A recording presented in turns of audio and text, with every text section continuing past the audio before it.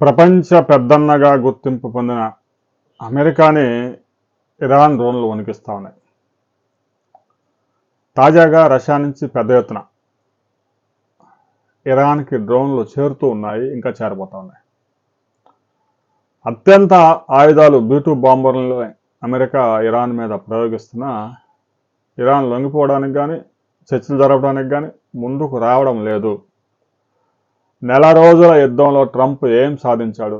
చాలామంది మీడియాలో ట్రంప్ ఓడిపోయాడు అనే టైటిల్స్ కూడా పెట్టేశారు. ఎందుకంటే నెల రోజులు యుద్ధం చేసిన తర్వాత ఇరాన్ పరిస్థితి ఎంత దారుణంగా ఉండాలి, కానీ అమెరికా పరిస్థితి వరస్ట్గా తయారైపోతా ఉంది. తాజాగా రష్యాలో తయారైన ఇరాన్కి చెందిన ఆత్మాహుతి డ్రోన్లు, వేలాది డ్రోన్లు కొన్ని ఇప్పటికే ఇరాన్కి చేరుకున్నాయి, మరికొన్ని మార్గ మధ్యంలో ఉన్నాయి. ఎందుకంటే అమెరికా 5 రోజులు యుద్ధానికి విరామం ఇచ్చినా ఏ క్షణంలోనైనా విరుచుకుపడవచ్చు. కర్గు ద్వీపాన్ని స్వాధీనం చేసుకోవడానికి అమెరికా ఆ యొక్క సైన్యాన్ని మోహరించడానికే 5 రోజులు యుద్ధానికి విరామం ఇచ్చింది. ఆ తర్వాత ఒక్కసారిగా విరుచుకుపడే ప్రమాదం ఉంది. ఏదైతే కర్గు ద్వీపం ఇరాన్కి గుండెకాయ లాంటిది. వారి ఆర్థిక వ్యవస్థకి మొత్తం కీలకమైనటువంటి రిఫైనరీస్ అన్నీ అక్కడే ఉన్నాయి. దాన్ని స్వాధీనం చేసుకుంటే ఇక అమెరికా ఏదైతే టార్గెట్ పెట్టుకుందో ఆ ఆయిల్ అంతా అమెరికా చేతులకు వెళ్ళిపోతుంది. యుద్ధానికి అయినా 6 లక్షల కోట్లన్నీ వచ్చే వరకు మేము ఈ ఆయిల్ మేమే ఉపయోగించుకుంటాము అని స్వాధీనం చేసుకునే అవకాశం ఉంది. ఆ కర్గు ద్వీపం మీద వాళ్ళ ఫోకస్ అంతా ఉంది. మరి హార్ముజ్ జలసంధిని జయించకుండా కర్గు ద్వీపాన్ని స్వాధీనం చేసుకోవడం కూడా సాధ్యం కాదు. అది చాలా కీలకమైన ద్వీపం కాబట్టి దాని చుట్టూ సీ మైన్స్ కూడా పెట్టింది ఇరాన్. ఇక రష్యా నుంచి ఏదైతే గెరాన్ 2 రష్యాలోనే ఈ యొక్క డ్రోన్లు పెద్ద ఎత్తున తయారు చేస్తూ ఇరాన్ సింబల్తోనే తయారవుతుంది. ఎందుకంటే ఆ డ్రోన్లు మరలా అమెరికా స్వాధీనం చేసుకొని ఇరాన్కి రష్యా ఆయుధాలు సప్లై చేస్తూ ఉంది అని ఐక్యరాజ్య సమితిలో పెద్ద ఎత్తున గగ్గోలు చేసే అవకాశం ఉంది. ఏది గగ్గోలు చేసినా అమెరికా వాడు రష్యా మీదకి కాలు దూగే అవకాశం లేదు, చైనా మీదకి వెళ్ళే అవకాశం లేదు. వారిని గెలుక్కుంటే ఏమవుద్ది అనేది అమెరికా అధ్యక్షుడికి స్పష్టత ఉంది. చివరికి ఉత్తర కొరియా కిమ్ను కూడా గెలుక్కునే అవకాశం లేదు. పెద్ద పెద్ద ఆయుధాలతో యుద్ధం చేయడం అనేది పాత రోజులు. మా దగ్గర ఖండాంతర క్షిపణులు ఉన్నాయి, 8,000 కిలోమీటర్ల అవతల ఉన్న దేశాలను కూడా మేము ఇక్కడ బటన్ నొక్కితే ధ్వంసం చేయగలం అనే రోజులు పోయినాయి. చిన్న చిన్న ఆయుధాలతో, డ్రోన్లతో ఇరాన్ చేస్తున్న యుద్ధం రాబోయే రోజుల్లో యుద్ధ చరిత్రనే మార్చిపోతా ఉంది. అత్యంత ఆయుధాలు, B-2 బాంబర్లు, F-35 ఫైటర్లు, ఇవన్నీ కేవలం ట్రాష్. యుద్ధం చేసి ఆ దేశాన్ని ఆక్రమించుకొని ఆ దేశంలో అడుగు పెట్టాలి సైనికులు అంటే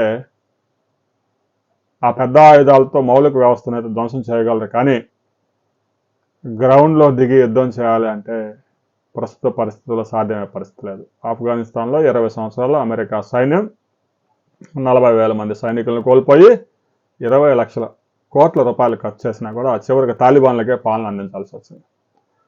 ఇరాన్లో కూడా అమెరికా సైన్యం దిగబోతూ ఉంది అనే వార్తలు వస్తూ ఉన్నాయి. అయితే కర్గు ద్వీపంలో అమెరికా సైనికులు పారాచూట్లతో దిగాలని ప్రయత్నాలు చేస్తున్నారు.